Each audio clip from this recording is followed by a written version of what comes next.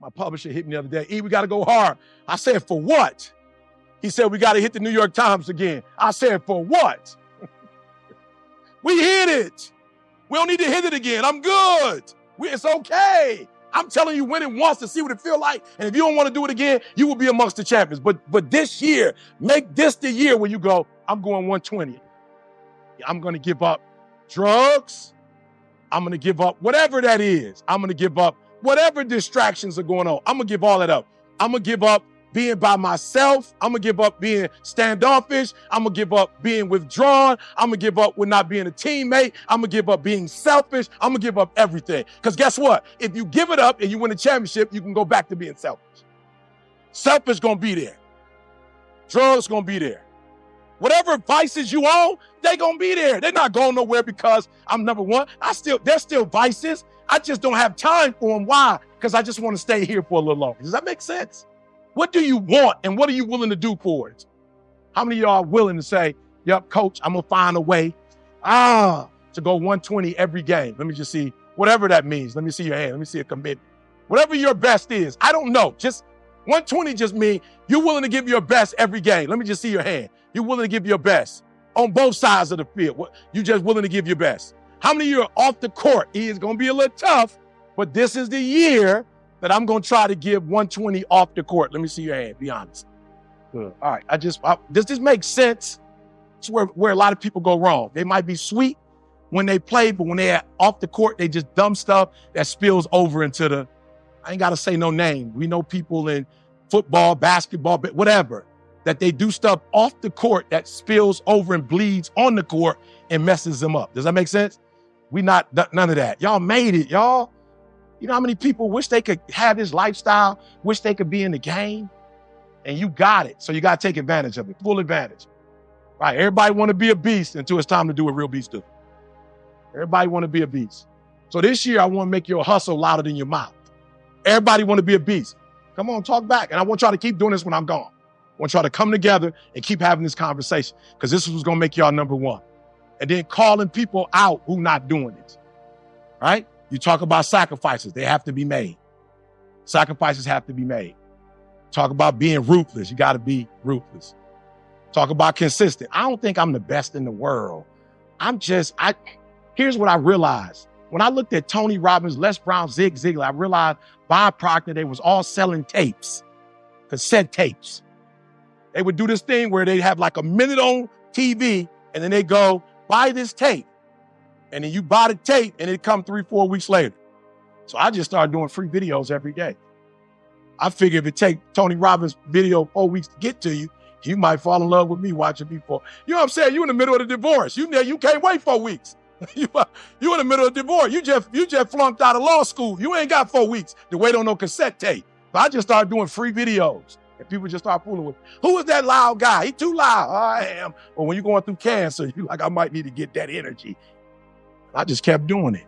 2006, the first time I dropped one is 2022. I was doing them on Monday. Then I started doing it every day. Now I do 3 a day. I don't know if I'm the best. I'm just the most consistent. You can't cut your computer on. You can't cut your computer on without seeing my loud mouth. You can't do it. You can't turn on a commercial without hearing me on the commercial. My grandma said, baby. I said, yes, grandma. Is that you on the Wingstop commercial? I said, yes, grandma, that's me. You get discounts? Yes, grandma, I get discounts. Can you give me some of that chicken? I was like, absolutely, I can get you some of that chicken. Consistency. Sometimes you beat people not because you're better. You just wear them out.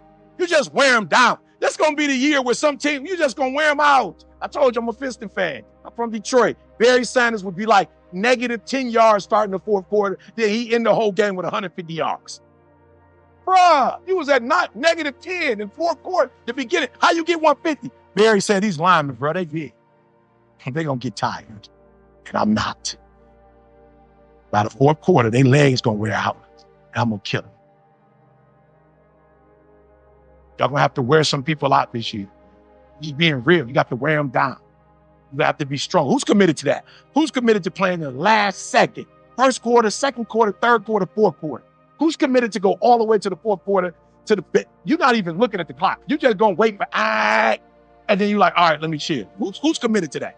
Who's committed to that? That's what it's gonna take, y'all. Everybody want to be a bee. Everybody with a lion thing. Everybody a lion. Okay, I'm gonna leave that alone. I mean, it just needs to be like some giraffe and some tattoos. Gazelle tattoos. Everybody got a lion tattoo on. It's not fair. All right. Do you want the results that come with talking or the results that come with execution? And I realize that in this country, people treat you different when you execute it. I'm not saying it's fair. I'm not saying it's right. You start winning championships, people treat you different. I don't know where I was. I was, I don't want to get it wrong. Oh, it was the Bears. So I was doing something for the Bears last week and I got off the elevator. They saw me in a lobby and they was like, E.T., we about the team. I just happened to be in the same hotel. We about to be, can you come through and talk to the team? I was like, absolutely, right? So they was like, look, in an hour, we're going to be on floor 3. I was like, I got you, right? So I came in floor 3, I came out and the security was like, sir, who are you? It was on. Somebody was like, E.T. I was like, E.T. He was like, oh, I'm sorry. I'm like, you good. So I'm at the game. Man, I apologize. I ain't know who you was. I was like, bro, I ain't nobody. But once he found out who I was, he treated me different. Not because I'm Eric Thomas, because I execute. People treat you differently when you execute. People have a different level of respect for you when you come out and they know you got the check marks on execution. Y'all got to get to a place where you make people, like, okay, so old school. But Mike Tyson beat people before he beat people. I'm telling y'all got to get to the place, bro, where you execute, where you get it done. And when you come out, they just scared because you out. When Mike Tyson came out, he didn't even have to fight 80% of his fight. He just came out, and because people knew he could execute, boom, boom, boom, boom. They was like, oh, okay, he might execute on me tonight. I saw a couple fights. I'm not lying. Go back and watch Tyson. I saw a couple fights. He hit my man one. And my man was like, as soon as he hit me, I'm down. And I'm not getting back up. I'm not going to take no more punishment. Like, I'm not doing it. Go back and watch the fight. I'm telling you, big dude just, bye. He hit him one. He wasn't even like, He was just like, jab, and they, bye, out. 1, 2, stop counting, bro. I'm going to be down here for the whole time.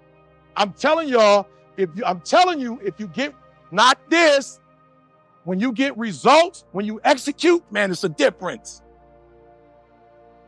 Muhammad Ali been gone. Czar still doing clothes with his name on it. Why? Because he executed. I executed. I just want to show y'all, for real. Execution.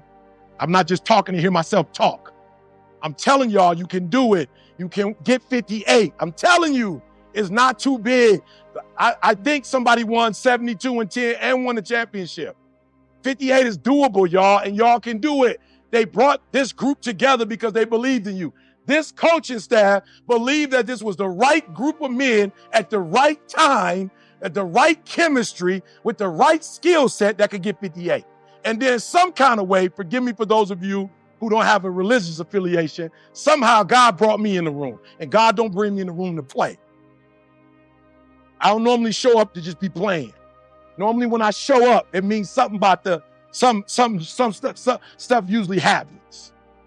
I'm here for a reason. I left my wife. I don't ever leave my wife, but she couldn't do the 4-hour boy with the MS. She's good, but she couldn't do the 4-hour boy. I came by myself. I haven't traveled by myself in years. But because of this relationship, I'm like, I gotta be there. I'm not playing. Like when I touch something, I touch it. Because all I know I gotta do is execute. When you execute, they treat you differently. They pay you different. When you execute, you walk into a restaurant and they just go ahead, somebody, Mr. Thomas, somebody paid. I did that. I said, thank you. Execute, y'all. You got a chance. We're starting from scratch. You got a chance. So I'm just showing you, I ain't no baller. Wish I was taller.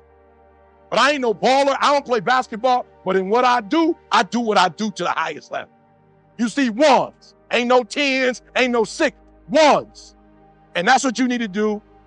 What God has blessed you with, the talent, he's given it to you to play ball. He gave it to you. You just was blessed with it. Now you got to put in that work. 4 steps to strengthening your mindset. Number 1, ask. What are your limiting beliefs? Where did they come from? And why are you continuing to live by them? My mom, son, I don't know about this entrepreneurial thing. You need to get a real job. A real job. I said, Ma, what's a real job? Security, benefits, longevity, security. I said, oh, you mean like Dad and you had GM and Ford and all three of them crashed? My mom told me, son, you need to get a real job. You need some security. I said, like Ford Motor Company that crashed and let go thousands of his workers, like that type of security. Like GM that let Dad go a year before he was supposed to get his pension. Like that kind of security. That's kind of security you talking about, Ma? I'd rather be my security. I would rather, if I'm going to put my entire life on somebody, I'd rather bank on myself than bank on another institution. I'm sorry. So Ma, I love you. You want to talk about raising kids? Great. Let's talk about raising kids. But you don't know about entrepreneurship, so let's not have that talk. And everything I was taught about working a job, I had to get that out of my mind, except that getting a coach will accelerate your learning curve. We bless, right? You guys are blessed with Dean. You're blessed. Whoever he tells you, whatever he tells you to do. Can you do me a favor? Here's what I hate. I hate when I coach somebody. Like I've had a friend, right? And he was like, E.T., I'm putting a basketball court up in the backyard. How should I do it? I said, don't put a basketball court in your backyard. Don't do that. So he did it anyway and it got messed up. He was like, E, how do I fix the basketball court in my backyard that you told me not to put up? What? Say it again. How do I fix the basketball court in the backyard that you told me not to put up in the first place? That's what some of you do. You have coaching, but you're not doing what the coaches tell you. Just do what they tell you to do, how they tell you to do it, when they tell you to do it, and everything is going to work itself out. Identify why you're fit, what makes you a talent, and we talked about that. Who are you? Once you know who you are, then now you know who your clients are. Your clients are those people who have exactly what you have and they're not using it. Or they're the opposite and they'll never have those gifts and you're going to support them by giving them those gifts, right? Give yourself permission to be, to do, and get everything you're capable of with no limitations. Come on, with no limitations. I'll never forget when I went to the bank, and I told the lady, we're moving to Cali with my wife's chronic illness. Just the code doesn't work for us. So we're going to move to California in the winter. We're going to stay in California in the winter. The lady at the bank said to me, well, how much are you selling a house for in Michigan? I said, we're not selling a house. She said, well, how are you moving to California? I said, what does my house in Michigan have to do with my house in California? There's a lot of people who are, right? And then when I told my friends I was moving to California, everybody, the taxes, the taxes, how you gonna pay the tax? The gas is $3 more, the gas. I said, well, there's millions of people living there, they getting gas. Somebody got money for gas. Somebody can pay for tax. Like somebody live there. I know friends of mine who are not multimillionaires, they live in California. It can't be that bad. People are always going to put their limits on you first when you tell them your dreams. Stop it. Why are you trying to tell somebody your dreams is tearing down? Why are you explaining to somebody about this course? Why are you talking to them about this course and what you're getting from this course? If they want to learn it, tell them to sign up and join it. You have people giving you insight about a course that they know nothing about, that they've never been in. They telling you about a course they've never experienced. Girl, if I were you, you're not. Girl, if I was you, I wouldn't. Then they do the head. Girl, if I was you, I promise you I wouldn't do that. I don't know why you doing that, because I'm not you. So of course you wouldn't do it. That's why I'm doing it, so that I won't be exactly where I am today, a year from today, or 2 years from today. Do you understand? I made a conscientious decision to do that with my daughter, to take that trip, to take this trip, to fly back. Do you understand that I didn't just do it because I love you and care for you? That I didn't just do it because I know I'm gifted at this and I'm about to inspire and encourage you. I also did it because this is going to be a blessing to my babies. This is going to be a blessing to my grandbabies that are not alive. I'm doing something today that I knew. Do you think I would fly here if I didn't think it was mutually beneficial? You think I would have just showed up in this place? You go back and look at Eric Thomas stuff and you look at how often I speak in places. Go back and look. I'm not that guy. I'm not saying there's nothing wrong with the dude that does 150 gigs. I don't do that. I'm rare.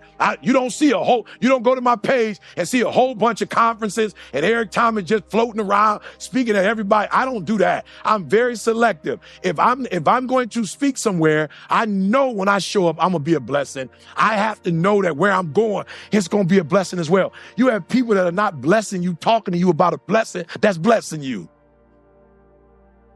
That don't even make sense. You got people talking to you about a program that's going to set you up for the rest of your life, but you're letting somebody tell you, can you stop waiting for other humans to give you permission and just take permission yourself?